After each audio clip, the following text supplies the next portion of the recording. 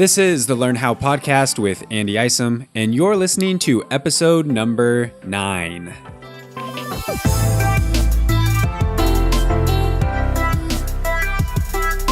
What's up, guys? Welcome back. As always, I enjoy having you here on the show with me today. Today, I have the very special privilege of interviewing one of my best friends growing up, McClain Griffin. And in this episode, I'm going to be talking to McClain about building wealth through a sales job position. McClain has been mastering his sales skills over the past few years and moving up in the sales ladder, going from inside sales to now recently a very nice outside sales gig. So we're going to be talking to him today a little bit about his journey, why he decided to get into sales, a little bit of the schooling background, what it takes to get into sales, if you need to go to college, what kind of degree you need. And then we're going to just talk a little bit about tactics and mentality and what he does to excel in a sales environment. Because as a lot of us know, sales is not easy. It's not easy to cold call people. It's not easy to approach people face to face for the first time, especially when people tend to put up that wall or, kind of build that barrier against salesmen. But McClain is killing it in the sales industry, and he's only going to keep going up. So I really enjoyed this interview with him, and I hope that you guys are able to learn some valuable tactics and strategies and mentality that you can use to be a successful salesman or saleswoman. So let's jump in right to the interview. I'm here with my good friend, McClain Griffin. McClain, thanks for joining us on the Learn How podcast today. Yeah, man. Thanks for having me on, Andy. I appreciate it. So you just got a new sales job. You've been doing sales for a few years now, but you just landed a big new gig. So congrats on that. Thanks, man. I appreciate it. I'm excited. Kind of crazy, but yeah, it's exciting. So tell us a little bit about your background in sales. How did you get started? Why did you decide to get into a sales job? Yeah, so kind of interesting. I went to Utah Valley University for college, and I graduated with a political science degree. And growing up, I think everybody has this dream or this goal to become wealthy, but I've literally based all my decisions off of that one concept that I just want to be wealthy. That's just what I want. That's just what I want out of life. I like not having to have that financial burden. And so I decided to go to college to get a political science degree. So ultimately I could become a lawyer because I figured, well, lawyers make a lot of money. And so I'll go that route. And then one day in one of my classes at the beginning of the semester, UVU is a little bit smaller. The teacher asked us to stand up and introduce ourselves. And so I stood up and introduced myself, and we were supposed to say what we wanted to do when we graduated or whatever. And I said, I don't know what I want to do, but I know I want to be wealthy. So what would you recommend that I do to make the most money? And she said, maybe 5 or 10 years ago, I would have said be a lawyer, but now, I don't know if that's the best path because it's just super saturated. And so that kind of just crushed my dreams right there. The only reason why I wanted to become a lawyer was to be wealthy, to make a lot of money. And so I decided to go a different path. And so, there's a lot of ways to become wealthy. And I thought the fastest way for me to get there is to go into sales. Because you always hear that, if you're good at sales, you can make a lot of money. Everybody says that. And so I was like, well, I'm going to get into it. So when I graduated, I knew I wanted to get into the tech industry because that's where everything is headed. And I was lucky enough and blessed enough to have a dad in the tech industry. And so I got my first gig making phone calls all day, just dialing, just smiling and dialing all day. And I did that 100 calls a day, just calling customer after customer after customer, trying to see if they're interested. Did that for about a year and a half at the company I was at. It's called SUSE. I don't think I mentioned that, SUSE Linux. And then they opened an inside sales position, and I applied for that and got it, and was in that position for about another 6, 7 months. And then a recruiter reached out to me on LinkedIn, actually, and asked me if I wanted to get an outside sales gig, and that was my goal. Ultimately, that's how you make the most money in the software industry, is being an outside sales rep. And so I applied for it, and I got the position, and so that's where I am now. So I want to go back a little bit to what you were saying. You said you have a degree in political science. Is that correct? Yeah. Yep. Do you think that it's important, or like, does it matter what type of degree you have to get a sales job, or do you even need a degree to get a good sales job? I would say if I could do it over again, I would have got a business degree, just because you learn the business terms. But ultimately, I don't think it matters what degree you have to get into sales. But I do think it is a good idea to get a degree. Also, it depends on the industry. So if you want to get a software sales job, then most definitely you want a degree.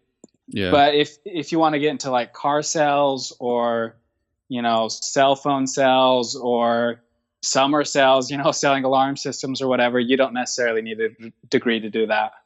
Yeah. So it just depends what industry. I think the technology industry is the best, or medical device industry. Those two industries, I think, are the most lucrative, and you can make the most money. But any sales gig, you can make a lot of money. So yeah, something that I've kind of seen just from talking to other people too about kind of sales and that kind of thing, and like getting a degree, is a lot of people say that they do like people with a degree, and not necessarily because they have a specific degree, like you said, but because it kind of, like, a college degree for the most part kind of just proves that like you can dedicate yourself and finish what you started. 100%. No, that's true.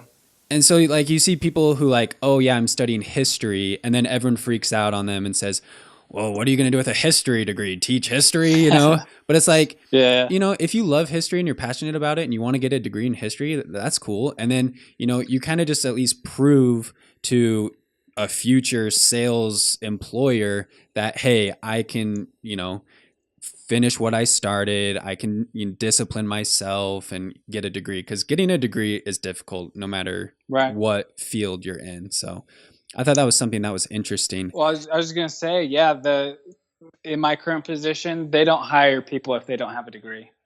So, I definitely think it's important, just like you said, just to show you're dedicated, a hard worker, you get things done. And so, for sure, I agree with that. Yeah, that's good to know for people who are, trying to decide, hey, I want to do sales, but like, do I need to go to college? That's kind of good to know, I guess. I also wanted to ask you, I've always been confused about the big differences between inside sales and outside sales. And you said you kind of transitioned from inside to outside. What's like the big difference between those two? So inside sales is everything is over the phone. And so when I was an inside sales rep, I closed deals on the phone, and they were usually small to mid-sized businesses or business deals. And then the outside sales reps, they're actually going to the building. They're meeting with the CEO face to face, or in my case, I work for a company that's HR payroll software. And so I meet with the HR, the human resources director, face to face, and have that meeting face to face. Usually the deals are a little bit bigger, and ultimately you make more money as an outside sales rep. That is actually one of the big differences. Okay, so like, would you say for most people who are like just getting started, for the most part, people start in inside sales and then move to outside, or like, can you just jump right into outside sales? I think if you have the right personality and you absolutely kill an interview, you could definitely jump right into outside sales. And I've also heard of, all the summer sales guys that they go door to door. They can sometimes jump into an outside sales position, but it definitely helps to have that experience. Even just resume builders. I I mean, that's what I did. So when I was at SUSE, I was there for a total of 2.5 years. And really, I was just building my resume the entire time. And so that Mm-hmm. way, when the outside sales gig came up, I was prepared. I was confident in my abilities, and I had the resume to back it up. So Yeah. yeah, it just depends. So for your abilities to sell, like over the past few years, as you've had like inside sales, outside sales, what kind of like skills do you need to develop, whether that's like a personality skill or an actual selling skill? What kind of skills have you been able to develop, or do you need to develop to be successful in sales? Your social skills, the way you interact with people. And I would say the biggest thing for me is putting myself in uncomfortable social situations. That's how I've grown the most. That's how I've been able to think quickly off the top of my head. That's how I've been able to grow my social skills. So as you know, I started a podcast where I interview entrepreneurs, but just the whole aspect of having to reach out to somebody cold, like a cold call, reaching out to a business owner, asking them if you can interview them. And then when you go out, when they say yes, you have to go set up a meeting. And we would actually go to their business and sit and meet with them. And so having to put yourself in an uncomfortable position of, meeting that person, building rapport, not being socially awkward. And then as you're finding out when you interview people, it's kind of difficult. You have to think off the top of your head. You have to prepare beforehand. You have to do all those things. So putting yourself in uncomfortable social situations will improve your ability to interact with people, be likable, and think quick off the top of your head. And so I think that's one skill that is definitely important, especially if you want to get into outside sales, because you're meeting with people face to face. I 100% agree with what you just said. And the funny thing is I think that putting yourself in uncomfortable situations is a skill it's a skill that's aligned with success, not just in sales, but like literally in anything. Like I feel like it's so hard to be successful in anything if you're not willing to put yourself in an uncomfortable situation. Like just thinking of like my YouTube channel, like I don't really love like being on camera, like it's not Yeah. that, that's like just something that's not like naturally fun for most people. But the more you do it, and when you just kind of force yourself to do stuff like that, you get better and it gets Yeah. easier and you just start to find success. I just think that's something, that can apply to a lot of aspects in life. Oh yeah. And just going back to sales, nobody likes cold calling. And if anybody tells you they're not nervous when they first start to make a cold call, they're lying to you. I mean, everybody is nervous the first time they pick up that phone to make a call. But the more you do it, the better you get, the less nervous you get. And, I think the ultimate thing is facing rejection and that fear of rejection, whether in sales or in the business world or starting a YouTube channel or starting a business, whatever it is. You got to face that rejection head on and get over it if it comes and just keep chugging along. I want to talk a little bit more about that specifically as far as like cold calling or even just like cold approaching. It could be in person. For you personally, how do you approach that? Like, what's your mentality, or like, do you have a little routine? How do you get in that mindset before going to talk to someone for the first time? And I like, you're nervous, like, oh gosh, I don't know what to say. I don't know this person. Like, how do you get through that? Well, now it's my job, so that kind of motivates me that I won't make any money if I don't do it. So that's definitely a motivator. But listening to podcasts, Grant Cardone, like he's just a sales wizard. Like he's just really good at sales, and he's good at motivating you and pumping you up. And so, listening to somebody that motivates you, whether that's Grant Cardone or Gary Vaynerchuk or, another sales guy, listening to that before, I go to work, on my way to work, or on my way to a visit or a call or whatever it is. Getting yourself pumped up and psyched up before definitely calms the nerves.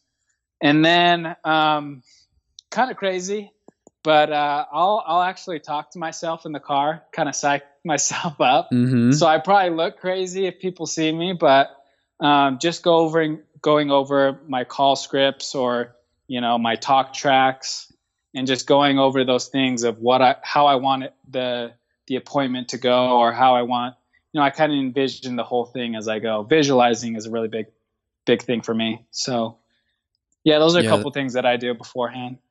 So like talk tracks, I've never heard of that. So do you prepare like a very personalized talk track or for like a specific client, or is it just kind of like a generic sort of outline? How does that work? So if I'm visiting a client, then yeah, it's very specific. And so one thing about sales, especially software sales, it's a lot slower process than so there's B2B sales and there's B2C sales. B2C, business to consumer. So that's your car salesman, your cellular phone salesman. You're selling to a consumer that is just a quick sell. They come in, they buy the car, you're done. Whereas B2B is business to business. And so you're meeting with the CEO and the CFO, and then the HR director has to sign off on it, and then the CEO. And so it's a longer sales life cycle. Yeah, so when you're preparing for one of those meetings, it's very specific. You do your research. You know the industry, you know what they do, what they sell, what products, what services they currently have, and things like that. But if it's just like a cold call, you definitely want to do your research beforehand, but you'll have a talk track of, okay, I'm calling a car dealership.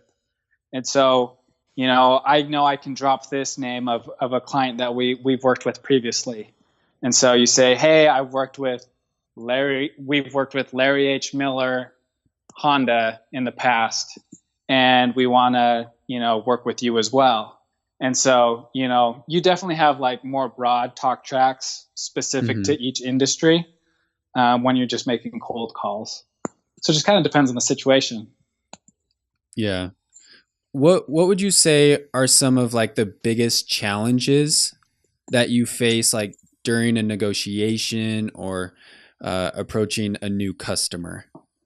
It's the initial contact, because a lot of people are turned off by sales guys or for sure. sales people in general. Doesn't have to be a guy, it could be a girl. So yeah, that first. So like if I'm calling somebody on the phone, they'll instantly say, I'm busy, or I'm not interested. And so, and your first reaction is to say, oh, okay, no worries. And then just, thanks for taking the time to answer my call. But you got to get over that, and you got to get over that rejection fast. And so, there's, that's a skill that you have to develop, is how to overcome a rejection like that super quickly. And move on from it. So, yeah, that's probably the hardest part. Is there like a strategy? Because I feel like that's totally true. Like as soon as you answer the phone or someone approaches you in person, like you can even kind of spot them out. You're like, because I used to be a buyer. Yeah. My first job out of college, I was a buyer. So I literally dealt with outside sales guys all the time trying to sell us stuff for my company. And I was the one who would decide like if we were going to buy it or not. And you can spot them. Like they walk through their door and you're like, that's a sales guy. He's going to push a sale. And you like put up that wall, like the customer just like builds that wall and they're like, nope, I'm not doing it. And so I can kind of see that mindset. Like, is there like a strategy like for your first approach? Like, do you try and like make it personal and be like, hey, like I like your Philadelphia Eagles poster, or like, Is there, what kind of strategy do you have for like that initial first 5 minutes? I don't have a lot of face-to-face experience, but I will tell you today, actually, I went over and I talked to a couple businesses, just to the receptionist, just to get information. And what I found that worked was just being personable with them, and then just saying, hey, I have a quick question for you. How many employees work here? or who's your HR director, or if I were to send your HR director marketing material, who would that be? So yeah, just being personable and nice and smile. I have to actually wear a suit to work, which I've never done before. But I can see why presenting yourself in a professional manner is going to be good. I think it's going to be very successful to do that. But more on the phone, if somebody says, "Hey, I'm busy," like I can't take this call right now. One of the best ways to overcome that is just saying, "Yeah, I get it. Like, of course you're busy, and that's why I'm calling you, so I can save you time. Depending on the product you're selling, but of course you're busy. That's why I'm calling you, so I can save you time on your day-to-day jobs by automating your processes, or even, I mean, this is going to sound rude, but ignoring that and continuing on with the conversation. So, oh, I know you're busy. Quick question, if you don't mind me asking, are you going to be in the office Wednesday or whatever? And then just kind of going on from there. So you pick up things as you go. Mm-hmm. It's all part of the skill of selling. I like something that you kind of said in there. And it kind of ties into making sure you're talking to the right person. And I can't remember if I heard that from Grant Cardone. I might have heard that. I heard that somewhere, where a big issue that a lot of salespeople face is they don't ever end up talking to the right person. Yeah. Like, so like sounds if like they Grant call, Cardone. yeah, like you call a company, and you like talk to the secretary and you say, "Hey, I need to talk to so and so," and they just patch you through to someone else because they're busy or whatever. Yeah. And then that person just is like, "Nope, not interested." But like you never really got a chance to talk to the right person. So that's just something that I think too is important. Is Yeah. make sure that you're talking to the right person, the decision maker. Yep. For whatever it is you're doing. That is a big thing. Everybody talks about that. You got to get in contact with the decision maker. And that's the hard part.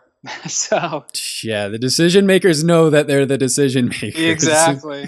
That's half the battle. If you can just get an appointment with the decision maker, you've won half the battle there. So it's difficult. All right. So a young hustler, boy or girl, I guess, young hustler looking to get into sales, but hasn't found that first job yet. What advice would you give them right now? They haven't even started yet. What advice would you give them or tell them that they need to be doing right now to get started with sales or to be able to be successful in sales? That is a great question. I will say this, that my current manager, she's 30 years old. She's a woman. She's a girl. And she's one of the best sales people I've ever met. So yeah, it doesn't matter if you're a boy or a girl, for sure. Like she's incredible. Anyways, the advice that I would give if you want to get into sales is get as much experience as possible, as quick as possible. So if you have to take an entry-level position where you're just smiling and dialing, you got to take that. You got to take that position. Find out what industry you want to get into. If it's the tech industry or the software industry, I definitely recommend that. But you're going to have to start out qualifying leads, where you're going to get a list of marketing leads of people that maybe stop by a booth at a convention and they wanted a treat that your company was giving, and so they gave you their phone number, and you're going to call that person, and it's going to be rough and it's going to suck at the beginning, but you just got to keep grinding, keep going, and keep getting that experience, working on your craft, perfecting your craft. Listen to Grant Cardone, listen to Zig Ziglar and all these other big sales guys, and perfect your craft. And when you have enough experience and when you get good enough, you'll be prepared when the opportunities come. And then when you get an outside sales position or a better paying position or a higher commission position, you'll be prepared and you'll be ready and confident in the interview to get that position. Excellent. A lot of good tactical stuff right there, guys, to get started with your journey of becoming a successful salesman or getting into whatever type of sales that you want to do. One more question before we let you go. What do you like best about your sales position? Right now, I'm working with a bunch of, I mean, this is my first week, but I'm working with a bunch of young hustlers, like people from 23 to 30, 35 years old. And we're all just hustling, trying to make it, working hard. And it's a fun atmosphere. It's almost like a startup atmosphere. And, it's not always like that, but yeah, I'm loving it right now. It's been fun just this first week. And obviously it's the first week, and that's always exciting, but it's been a great experience so far. And chasing that dream of being wealthy, man, like that's why I'm in it. So that's always fun for me as well. There you have it, guys. If you're looking to get out of that 9 to 5, that office job, that stuck salary job where, you're forced to work the same amount of time for the same amount of pay. If you're sick of that, you need to look into sales, give yourself a little bit of freedom to operate, to work for your own income. McClain, thank you so much for stopping by, for giving all of your valuable input. The pleasure was all mine. Of course, Andy, man. I appreciate you letting me be on. It was fun. And I wanted to wish you good luck in your new sales position. I know that you're going to kill it. Thanks, man. I appreciate it. I'm excited. Alrighty, take care. You too. There you have it, McClain Griffin, doing big things in the sales world. If you guys are interested in learning more about sales and how to be successful in sales, I would recommend checking out some of the resources that we talked about in this episode. Go check out Grant Cardone. He's got a podcast, he's got a website, he's got a YouTube channel. There's all sorts of great books as well and resources online to help you master your sales skills. And the art of selling, the skill of learning how to sell, will take you a long way in life. No matter what type of career you're interested in, if you can learn how to sell, you will always be able to find success. I just really, truly believe that. We always need people who can sell in this world. Always companies are looking for people who can sell. So get out there, look for a sales position. If you're not the type that wants to, be stuck in an office or be stuck in a fixed salary position, go look for a good commission sales job, build your skills, and you can work your way up to a very high commission and great opportunities to create a lifestyle that you want for yourself and for your family. Thanks so much, guys, for tuning in. If you would be so kind as to leave a review on iTunes, let us know what you thought of the episode. Let us know what you think of the show. And we'd love to hear some feedback. So feel free to leave comments, email me with questions or ideas. I'd love to hear what you guys have to say. And we'll see you guys in the next episode.